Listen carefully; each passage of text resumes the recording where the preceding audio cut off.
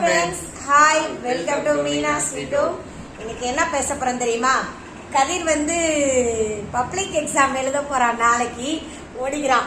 அதாவது எல்லா குழந்தையும் எழுதும் போது நான் விஷ் பண்ணேன். அப்போ கொஞ்சம் சிரிச்சுக்கிட்டே சரி நல்லா மார்க் எடுங்கன்னு சொன்னேன்.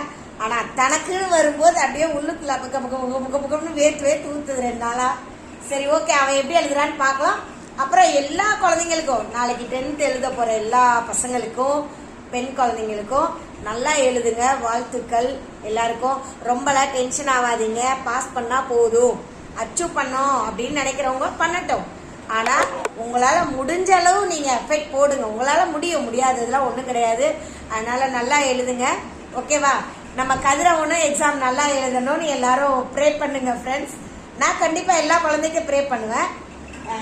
சங்கீதம் எழுதும் போது கூட எனக்கு இவ்வளோ டென்ஷன் இல்லை. எல்லாருக்கும் ஈஸியா சொன்ன அட்வைஸ், நல்லா எழுதுவாங்க, படிக்க சொல்லுங்கன்னு.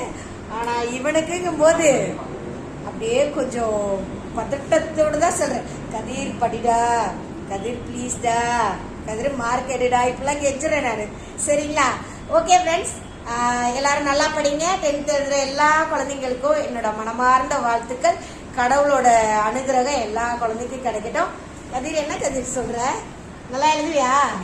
எல்லா 10th பசங்களுக்கும் all the best friends. All the best எல்லாருக்கும். சரிங்களா? எல்லாம் நல்லா எழுதுங்க, ரொம்பலாம் டென்ஷன் ஆகாதீங்க. நம்ம உங்க வாழ்க்கைக்கு இதுதான் முதல் படிக்கட்டு 10th. சரிங்களா? அதனால நீங்க கொஞ்சம் மனசு வச்சு எழுத. அப்போ படிக்காதனாலதான் இப்ப இவ்வளவு கஷ்டப்பட்டுட்டு இருக்கேன் நான். அதனால படிப்போட அருமை அப்ப தெரியல. இப்ப நீங்க தயவு செஞ்சு கொஞ்சம் கஷ்டப்பட்டு படிங்க. எல்லாரும் நல்லா பாஸ் பண்ணணும்னு நான் வேண்டிக்கிறேன் நான்.